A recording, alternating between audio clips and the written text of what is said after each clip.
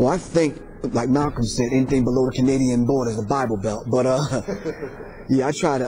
I set up a martial arts school, and I wanted to have the class Monday, Wednesday, and Saturday mornings. Found that I couldn't do a Wednesday because Wednesdays is locked down by the church. You can't do nothing on a Wednesday night because Wednesday and Sunday the people are in church.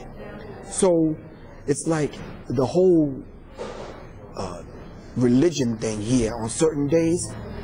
They got everything on lock, man, and it's critical, and you really feel it when you're trying to do business and when you're trying to do those progressive things after work. After you get off the plantation, you want to come and you want to organize and build. It's hard to do that because now, well then, it was hard to do it because church nights, Bible study, choir rehearsal, you know, you have to contend with all of those things. And you really have to continue. As Dr. Frances Cress Welsing in her book, The ISIS Papers, says that there's 9 areas of people activity that she deals with in here. And when they wage this covert war on hip-hop, they subliminally feed this whole thing that you have to give the credit to the man upstairs once you accomplish certain goals. Now, what are these quote-unquote goals that you have to accomplish? Notice, a lot of the rappers talk about a lot of madness in their records, but want to give credit to God when they go to receive the award. And I stopped calling it an award. I started calling it a reward, because you're rewarded for doing the damage that you're doing psychologically to your people. And then after they fail and they get rewarded, because white supremacy have a lot of money to pay these rappers for doing what they're doing. Notice all of them got a gun in one hand and a cross around their neck. All of them in the video, you know, when they doing the video and they saying they so they pulling on their chains because they still got them chains of mental bondage around their brains. So they pulling on their chains with the cross dangling. You understand what I'm saying? I think it's been impounded in their subconscious mind that that cross has a lot to do with their salvation. As long as you got the cross, not to mention the fact that subliminally they're at the crossroads of their life and they're confused. We're not going to deal with that, but I think it represents their salvation. This is what they've been taught. But they haven't been taught the fact that the cross actually stands for suffering, shame, and death.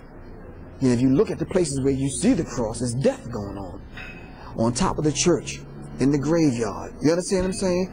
Around a lot of rappers' necks that are dead and feeding out people filth. So if you really study the science of the cross and where it comes from, and it goes into depth about that in here, the Nile Valley Contributions to Civilization by Anthony T. Browder. It gives you the science on the cross and how they stole it from ancient Kemet and turned it upside down and corrupted it. And I think one of them said, I think it was Napoleon, said, "In this sign we shall conquer." Constantine, pardon me. And they've done just that. And everywhere they went and stuck the cross in the ground, they've conquered.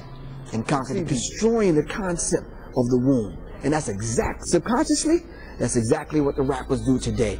Their lyrics, destroying the womb, talking about women, disrespecting women. All the songs about, you know, beating women and killing women. And, you know, now they got terms like, I'm hitting it, I'm cutting it up, I'm beating it. You understand what I'm saying? Always attacking the womb. If not the macro womb, the micro womb, the macro womb. I was studying this thing called this binary thing that rappers have, this duality. Even a lot of them show the outward signs of the duality. A lot of them have 2 and 3 names. If you look at Jay-Z, Jay-Z calls himself Jay-Z and he calls himself Hova. Do you understand what I'm saying? A lot of rappers have this duality thing going on.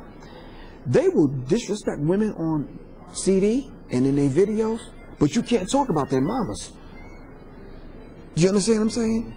But as soon as you start talking about their mothers, it's a different story. And I always say this, that if you putting these kind of records out today and you disrespecting the women of today, how about those women that are going to have children one day, male children that's going to grow up and one day disrespect you, your wife, your mother, and your child? You understand what I'm saying? So I think it's very cyclical, and what goes around comes around. No, I think a lot of these rappers have been totally brainwashed to the point and to the degree where they subconsciously think that regardless of what they do wrong in making money, because you have to understand something, they don't see what they're doing any different than what the preacher or the pimp is doing. And I think we need to understand it and underline that. So if the rapper says basically, okay, I'm telling the people what they want to hear. Well, the preacher feels the same way. The rapper gets paid for what he's saying to the people on CD and on videos, and the preacher is doing the same thing. So they don't see it different. Now, whence came the pimp? And then why is the rapper and the preacher in the pulpit, the rapper on the video, the preacher in the pulpit, doing the same thing the pimp is doing in the street? They view it all the same. You understand what I'm saying? So if the pimp can get out here and pimp women and make money, the rapper can get out here and pimp the rap game and make money. What's wrong with the preacher standing in the pulpit pimping the people and making money? Or pimping, I mentioned the fact that I don't eat pork. The first thing that comes to a person's mind, you're a Muslim. So once you say that to a Christian woman, or you got issues and you got problems right from the rip. And our slave masters' children have inbred it in our minds. There's two things that you should never talk about: religion and politics. And I say those are the very same things we need to talk about so we can unravel it, so we can free our minds. So in trying to date women from the South, man, if you weren't a Christian and you didn't belong to the church, you got issues, dude, for real. And whatever that frequency is, there's a lot of rappers that are coming up, sounding just like the gangster rapper, sounding like the pimp rapper. Yes, they got the same frequency, but they just talking about Christ. Do you understand what I'm saying? So let's ask a basic question. Is that going to be the salvation of the youth? Because that's what they're going after.